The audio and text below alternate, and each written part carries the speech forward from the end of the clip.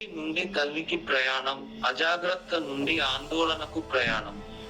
ఏడుపు నుండి మౌన ప్రయాణం, కోపం నుండి ఓపిక ప్రయాణం. అంతకు ముందు ఆమె అంచెల్లో తలదాచుకునేది. ఈరోజు ఎవరో ఆంచెల్లో దాక్కున్నారు. ఇంతకు ముందు వేలికి వేడిగా అనిపించి ఇంటిని తలపై ఎత్తుకునేది.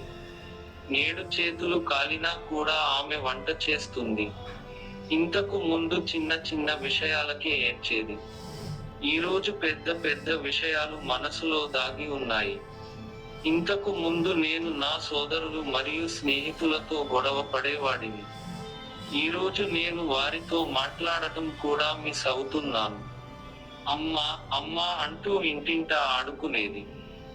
ఈరోజు అమ్మ మెల్లగా నవ్వుతుంది. 10 గంటలకు లేచినా పొద్దున్నే లేవాలి.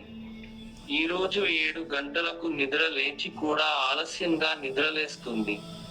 నా అభిరుచిని నెరవేర్చుకుంటూ సంవత్సరాలు గడిచిపోయాయి. ఈ రోజు నీ కోసం ఒక గుడ్డ కొనడం పాపం.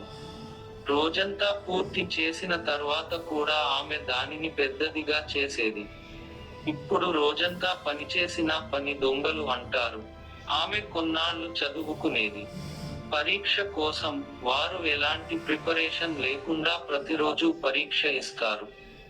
ఎవరి కూతురు ఎప్పుడు ఎవరికి తల్లి అయిందో నాకు తెలియదు. కూతురు తల్లి ప్రయాణంగా మారడంతో